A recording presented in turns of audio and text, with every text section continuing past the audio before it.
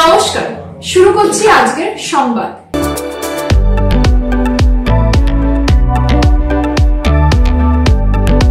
বাজলো তোমার আলোর বেনু, মাতলো রে ভুবন।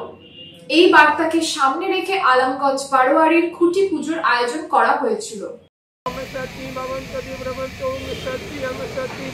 ओम नमः पंचदशी गणपतादि नाना देवता पूजा पूर्व श्री श्री आलमगंज।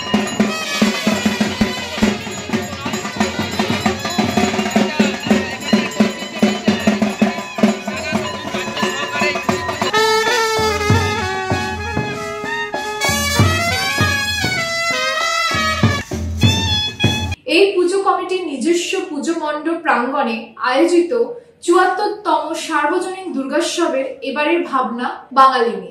এদিন পূজার্চনার মধ্য দিয়ে এই খুঁটি পুজোর সূচনা হয়।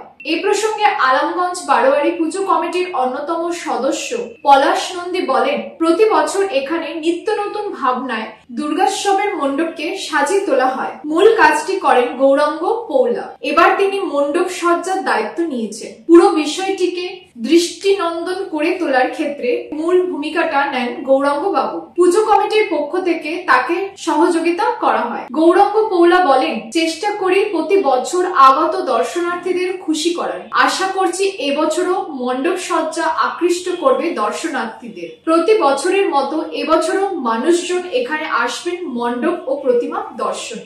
প্রত্যাশা নিয়েই কাজ করছি। প্রতি বছর মানুষ আসেন, তার আনন্দ নিয়ে যায়। তো গত বছরের এই অভিজ্ঞতা নিয়েই কাজ করছি, ফলে তাদের হতাশ হওয়ার কোনো কারণ আছে বলে আমার মনে হয় না। আর প্রতিবারের মতো আশা করছি এবারেও তাদের আনন্দ দিতে পারবো। হ্যাঁ, আসলে পুরো পুজোটাই উনি বললেন ছোট্ট করে যে একটা পার্ট উনি দায়িত্ব নেন। বাস্তব বলতে উনি একটা বড় পার্টের দায়িত্ব নেন, মানে পুরো জায়গাটা যে দৃষ্টিনন্দন ব্যাপারটা থাকে সেটার পুরো দায়িত্বই গৌরাঙ্গদাই নেন। কারণ একটা আর্টিস্টের যে ভাবনা, আর্টিস্টের যে দৃষ্টি, সেটার সঙ্গে আমাদের সাধারণ কোনো না কোনো অনুষ্ঠান নিয়ে আলমগঞ্জ ব্যস্ত থাকে। মানুষ আসে বাইরে থেকে, আর সব থেকে ভালো লাগে যে আপনারা যেভাবে বর্তমানে সংবাদ মাধ্যমে মানুষের কাছে সংবাদটা পৌঁছে দেন, যাতে করে মানুষ এখানে আগ্রহী আসে এবং আমাদের খুব ভালো লাগে। আর যদি আপনারা না থাকতেন আমরা হয়তো এতটা প্রচারে যেতে পারতাম না। মানুষ